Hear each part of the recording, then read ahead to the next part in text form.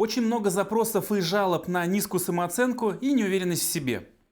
Из-за низкой самооценки ты мало зарабатываешь, мало просишь, мало хочешь, мало получаешь. Из-за низкой самооценки ты не делаешь то, что ты хочешь, не имеешь то, что ты хочешь, не живешь, как хочешь. Или вообще не живешь. Низкая самооценка приводит к низкой оценке со стороны других людей. То есть другие люди начинают относиться к тебе так же, как ты сам относишься к себе, что еще больше убивает твою самооценку. То есть ты буквально отравляешь своей низкой самооценкой все отношения вокруг. На работе не ценят, не любят, не хвалят, не продвигают, обижают, унижают, презирают, премию не дают. Моббинг, буллинг, троллинг, харассмент и боевое НЛП. В отношениях тиранят, абьюзят, газлайтят, не любят, на руках не носят, подарки не дарят, нарушают личные границы, изменяют, предают, и ты это терпишь. Из-за низкой самооценки и неуверенности в себе ты избегаешь конфликтов, конфронтации и конкуренции. Тебе сложно говорить «нет», защищать свои личные границы и отстаивать свое мнение. Ты стараешься быть хорошим и удобным для всех, ты стараешься заслужить похвалу, подстраиваешься под других, и другие этим пользуются. Из-за низкой самооценки тебе тяжело проявляться, быть в центре внимания и знакомиться с новыми людьми. Ты тяжело переносишь критику, оценивание, обесценивание, хамство и отвержение. И от низкой самооценки никуда не спрятаться. Ты всегда ее носишь с собой и транслируешь окружающим. От этого тяжело, депрессивно, обидно и стыдно, особенно рядом с успешными и уверенными в себе людьми. При этом просто хочется иметь высокую самооценку. Просто всегда быть уверенным в себе, харизматичным, успешным, богатым, знаменитым, а не вот это вот все. Хочется просто щелкнуть пальцем, нажать на секретную кнопку, съесть волшебную таблетку, пройти супертренинг по суперуверенности в себе у суперуверенного тренера по суперскидке и просто перестать волноваться, тревожиться, переживать и бояться раз и навсегда. Чтобы просто всегда чувствовать себя умным, сильным, красивым, нужным, важным, любимым, как в любимых сериальчиках про любимых супергероев. Поэтому так хорошо продаются лозунги из серии «Просто прими себя», «Просто поверь в себя», «Просто полюби себя», «Просто прими себя таким, какой ты есть», «Просто будь уверен». Все просто, просто, просто, просто, просто. Боишься? Не бойся. Стесняешься? Не стесняйся. Сомневаешься? Не сомневайся. Просто расправь плечи, сделай глубокий вдох и скажи: «Я самый крутой, я способен на все, я достоин всего самого лучшего. Я тигр, я лев, я тигр-лев. Рррр». Чувствуешь, как выросла твоя самооценка? Это космос тебя услышал. Просто поверь в чудо. Медитируй на Фемиду, целуй жабу, читай мантры, отправляй свои запросы во Вселенную, и мир обязательно даст тебе твои миллионы, исправит кислотно-щелочной баланс, и волосы твои будут мягкими и шелковистыми. Не веришь? Вот посмотри, Петя поверил в себя и за вечер заработал 100 миллионов. А Леночка сделала качественную аффирмацию, подняла свои вибрации и создала себе новый Кайен. К огромному сожалению, это так не работает. Даже если тебя накачают на групповом сеансе обнимашек, то твоего запала хватит максимум недели на 2. Поэтому в таких сектах обычно своих неофитов надолго не отпускают. Высокая самооценка – это дело техники. Для этого есть вербовка по ценностям, индукция и когнитивные искажения. Можно буквально накачать твое эго с собственной исключительностью, грандиозностью и величием. Низкая самооценка – это тоже дело техники. Для этого есть шизофреногенные паттерны, боевые фокусы языка и техники понижения самооценки. Можно порушить твои психологические опоры, внутренние опоры, расщепить и подавить твою психику для того, чтобы создать у тебя состояние ничтожности, бессилия и беспомощности. А если раскачивать тебя вверх и вниз на таких качелях, то можно вообще присвоить себе твою самооценку, создать глубокую, сильнейшую зависимость или лишить тебя вообще разума. Об этом прекрасно знают служители деструктивных культов, тоталитарных организаций и наши с вами любимые перверзные друзья. Самооценка не должна быть высокой или низкой. Она в первую очередь должна быть адекватной, здоровой, устойчивой и выполнять свои функции. Самооценка и уверенность в себе – это переживание того, насколько мои данные, мои возможности, мои ресурсы, мои результаты соответствуют моим целям, моим желаниям и моим потребностям. Насколько хорошо у меня получается жить так, как я хочу. Если я не имею, не умею и не делаю то, что я хочу уметь, иметь и делать, то я чувствую низкую самооценку и неуверенность в себе. Это целая гамма эмоций, чувств и переживаний, которые мобилизует меня, стимулирует и побуждает меня к тому, чтобы учиться, трудиться, лечиться, тренироваться и развиваться для того, чтобы иметь, уметь и делать то, что я хочу. Самооценка показывает мне, чего мне не хватает, а также дает мне энергию, ресурсы и мотивацию для того, чтобы я это получил. Моя самооценка – это мой компас, который показывает мне, чего я хочу на самом деле, насколько правильно то направление, в котором я двигаюсь. Если то, как я живу, где я живу, с кем я живу, чем я занимаюсь, делает меня сильнее, умнее и здоровее, если мои результаты повышают мою самооценку и делают меня увереннее в себе, то, скорее всего, я двигаюсь в правильном направлении. Если с моими отношениями, моей работой, моим образом жизни моя самооценка и уверенность в себе постоянно падает, то, скорее всего, я иду куда-то не туда. Но можно просто плакать и жаловаться по поводу того, что у тебя чего-то нет из-за низкой самооценки, что ты не делаешь то, что ты хочешь из-за неуверенности в себе. Вот, если бы у меня был КамАЗ бабла, если бы у меня были связи, если бы у меня была харизма длиннее, детстве счастливее, я бы всем показал небо в алмазах.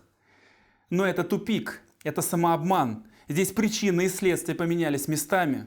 Поэтому наша задача не бороться с низкой самооценкой, не компенсировать ее с помощью внешних атрибутов, не притворяться теми, кем мы не являемся на самом деле, а пользоваться ей, понимать, о чем она нам говорит, и позволять ей делать свою работу.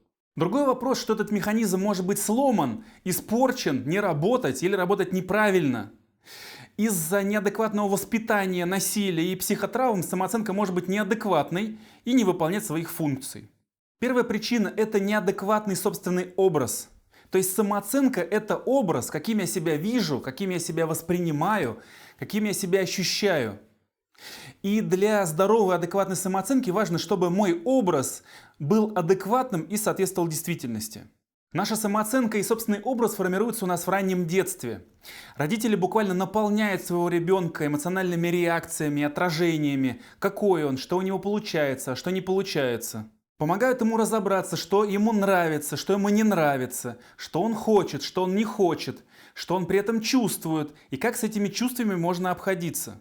Если родители при этом включены, эмоционально включены в своего ребенка, если они наполняют его безусловной любовью, теплом, близостью и поддержкой, то у ребенка, скорее всего, формируются устойчивые психологические опоры, базовое доверие к миру, здоровая привязанность и устойчивая, адекватная самооценка. Такой ребенок, скорее всего, вырастет сильным, уверенным в себе и витальным. Если же родители бьют, гнобят и травят своего ребенка, если они наполняют его оскорблениями, унижениями, отвращением, то и образ такого ребенка может сформироваться неадекватно ничтожным. Если родители постоянно говорят своему ребенку: «Ты тупой, ты ничего не понимаешь, ты идиота кусок, ты слабак, ты неудачник, ты ни на что не годен», то ребенок научится именно так воспринимать себя и собственный образ, несмотря ни на что. Именно такой образ себя у него сформируется, именно такой образ он всегда теперь будет носить с собой и транслировать окружающим. И наоборот, если родители наполняют своего ребенка только грандиозностью, ты самый лучший, ты самый сильный, ты самый умный, ты лучше всех на свете, несмотря ни на что, то такой образ может сформироваться неадекватно грандиозным. Дети с таким неадекватно грандиозным образом будут крайне тяжело или даже травматично переживать собственную неидеальность и уязвимость. Ошибки и неудачи будут восприниматься как конец света и как катастрофа. Критика, обвинение, оценка и обесценивание станут непереносимыми и даже избегаемыми. Третий вариант – это условная любовь.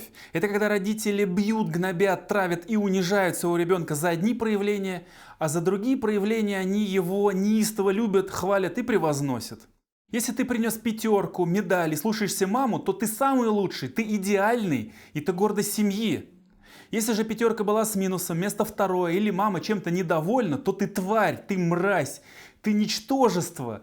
Ты вообще предал семью, и место твое на помойке, надо тебя сдать в детдом. Формируется глубинное убеждение, что таким, какой я есть, я не нужен даже самым родным и близким. И для того, чтобы выжить, ребенок отращивает так называемое ложное «я». Это искусственный образ, каким я должен быть, чтобы меня любили и принимали.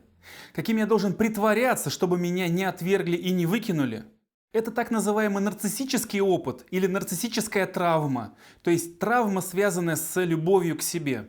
Во всех этих вариантах ребенок не знает, какой он на самом деле, и не может опираться на себя. Он только знает, каким он должен быть. Какому образу он должен соответствовать для того, чтобы защититься от стыда и страха отвержения. И теперь он полностью зависит от этого образа, а его самооценка полностью зависит от внешней оценки. Другая причина – это неадекватное отношение. То есть самооценка – это мое отношение к себе, и оно очень сильно зависит от того, как ко мне относились в раннем детстве.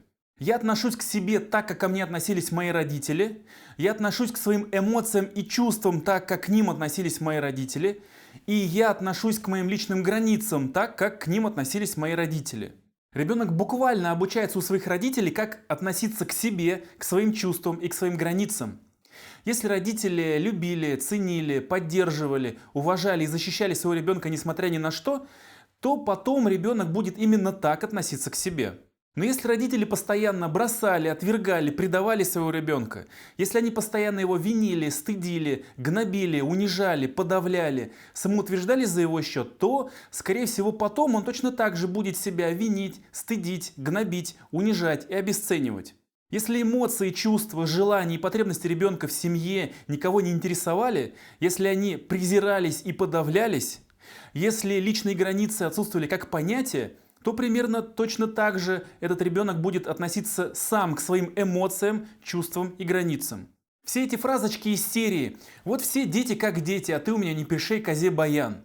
«Ничего из тебя путного не выйдет, а вот я в твои годы». «Да кому ты такой нафиг нужен?» «Вообще много хочешь, мало получишь». «Нас вот родители тоже били, и видишь, людьми выросли» и прочий советский фольклор. Все это очень глубоко инсталируется, все это очень глубоко оседает в психике в виде токсичных убеждений. Внутренний мир оклеивается коричневыми обоями. И даже если родители при этом с очень добрым лицом говорят: «Так это же мы от любви, это же мы из заботушки, мы же тебе только добра желаем». Или что-то из серии «Вот мы же не знали, как правильно, вот мы не могли же по-другому, и вообще ты все придумал, тварь ты неблагодарная», то это вообще ничего не меняет. В каком-то смысле наши родители навсегда поселяются у нас в психике и там продолжают нас критиковать, предавать и обесценивать. А их голос становится нашим внутренним голосом. Далее мы организуем свою жизнь так, чтобы иметь возможность так относиться к себе. Находим таких людей и выстраиваем такие отношения, чтобы иметь возможность испытывать такие же переживания, а потом все это добро мы передаем своим детям. Таким образом получаем неадекватный образ себя, неадекватное отношение к себе, неадекватные убеждения о себе, неадекватные эмоции и чувства и соответствующие всему этому результаты. То есть образ, отношения, убеждения, эмоции, результаты. То есть наша самооценка живет на 5 уровнях одновременно, и эти уровни друг с другом связаны, зависят друг от друга. Поэтому обычно работа с какой-то одной темой принципиально ничего не меняет. Даже если на каком-то мероприятии тебя до отвала накачает ощущениями собственного могущества, величия, ощущениями собственной исключительности, собственной значимости, то твои нарциссические травмы, твои убеждения и твое окружение, скорее всего, тебя довольно быстро вернут на грешную землю. Если кто-то оптом избавит тебя от всех твоих ограничивающих убеждений и запишет вместо них божественные установки на счастье, богатство и успешный успех, то твои замечательные импринты и внутренние опоры довольно быстро тебе объяснят, кто в доме батя. Поэтому для того, чтобы сделать свою самооценку здоровой, адекватной и устойчивой, для того, чтобы она выполняла свои функции и делала нашу жизнь лучше, важно реанимировать ее на всех 5 уровнях одновременно. Здесь важно помнить, что твоя самооценка была когда-то чьей-то оценкой тебя. Твое отношение к себе было когда-то чьим-то отношением к тебе. Твои убеждения о себе были когда-то чьими-то словами. Твои мысли о себе были чьим-то мнением. Твой образ себя был чьим-то восприятием. Если ты постоянно себя критикуешь, обесцениваешь, подавляешь, унижаешь, предаешь, то кто-то в детстве делал это с тобой и продолжает делать у тебя в голове. Ты когда-то научился так относиться к себе, так воспринимать себя, так думать о себе. И сейчас ты можешь переучиться, сейчас ты можешь научиться по-другому. Со всем этим опытом, отношениями, убеждениями и эмоциями можно работать. Для начала важно определиться с симптомом, то есть что с вашей самооценкой не так. Вспомните ситуации, когда вашей самооценке бывает плохо, когда ваша самооценка неадекватно низкая, когда вы испытываете неадекватный чрезмерный страх, стыд, вину, неуверенность и другие тяжелые эмоции. Когда вы сами себя начинаете подавлять, останавливать и обесценивать. Подумайте, о чем ваша самооценка вам говорит, какими словами она звучит, что ваша самооценка с вами делает и на что она направлена. Прямо запишите, как я себя чувствую в данной ситуации, как я себя воспринимаю, каким я себя вижу, как я к себе отношусь, что я о себе думаю, что происходит с моим телом, на что это похоже, что я сам себе говорю, за что я это делаю с собой, на что это направлено. Дальше, пункт 2. Вспомните, откуда все эти переживания, с кем, когда и где я уже так себя чувствовал, кто так ко мне относился, кто мне говорил все эти слова. Когда и у кого я научился так относиться к себе. То есть, чьи это слова, чье это отношение, чье это мнение, чье это восприятие, кто меня всем этим инфицировал, у кого я всего этого понабрался, кто автор. Возможно, в той ситуации, в то время у вас не было возможности понять, чем вас кормят. Не есть все это, позаботиться о себе, защитить себя. Но сейчас у вас уже есть все возможности и все ресурсы для того, чтобы прожить эту ситуацию по-другому, исправить ошибку, восстановить личные границы, научить свой мозг не травиться чужим мнением. Поэтому пункт 3. Возвращаем все это хозяину. Прямо в этой ситуации, прямо этому человеку, ассоциированно и от души отвечаем. Я это я такой, какой я есть, я такой, каким я должен быть. Если у тебя другое мнение, то это всего лишь твое мнение, это всего лишь мнение, и оно всего лишь твое. Наши мнения могут различаться, это нормально. Все, что ты говоришь, думаешь и чувствуешь, это всего-навсего твои слова, мысли и чувства. У меня есть свое мнение, мысли и чувства, и они могут отличаться от твоих, это нормально. Я имею право не нравиться тебе, я имею право быть неудобным для тебя, я имею право быть плохим для тебя. Ты имеешь право не любить меня, ты имеешь право быть недовольным, ты имеешь право страдать. Ты взрослый, ты справишься. Для комплекта можно взять еще так называемую молитву гештальтиста. Я это я, ты это ты. У меня своя дорога, у тебя своя дорога. Я пришел в этот мир не для того, чтобы соответствовать твоим ожиданиям. Ты пришел в этот мир не для того, чтобы соответствовать моим ожиданиям. Я делаю свое дело, ты делаешь свое дело. Если мы встретились и поняли друг друга, то это замечательно, это прекрасно. Если же нет, то этому нельзя помочь. Можно использовать любые формулировки и техники, которые выводят вас из слияния, из зависимости и восстанавливают ваши личные границы. Например, можно использовать технику прощания, технику отсушки и другие.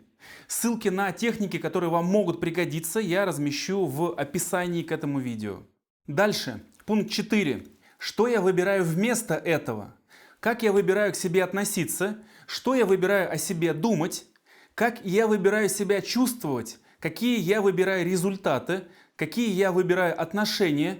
Какое я выбираю качество жизни?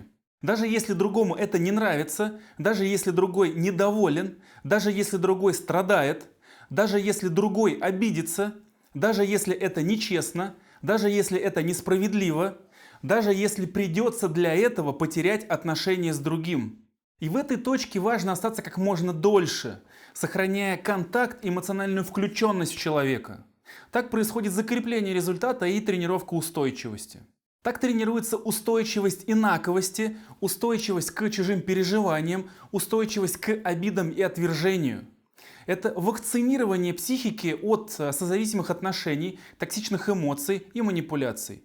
Дальше выдыхаете и принимаетесь за следующее событие. Теперь это ваш тренажерный зал для того, чтобы очищать и тренировать вашу самооценку и психологическую устойчивость. То есть найти в себе чужое, токсичное, неадекватное, найти хозяина, вернуть это хозяину, заменить своим, удержать результат. Помимо этого можно заниматься профилактикой собственного образа, лучше узнать себя, лучше познакомиться с собой, чтобы более уверенно опираться на себя. Для этого можно собирать обратную связь от тех, кто вас хорошо знает. Слушать, какой вы, какие у вас сильные стороны, какие слабые стороны, какие плюсы, какие минусы. Слушать включенно, не спорить и принимать.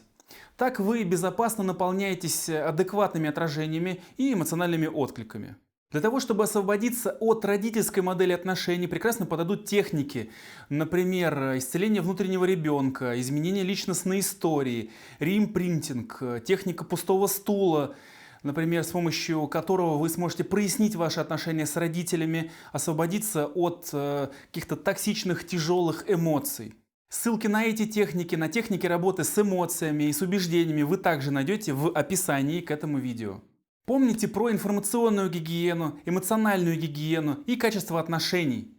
Очищайте свою жизнь от людей, эмоций и информации, которые отравляют вашу психику и вашу самооценку. Учитесь, работайте, развивайтесь, качайте ресурсы, ставьте амбициозные цели, достигайте результаты, которые будут поднимать вашу самооценку и уверенность в себе.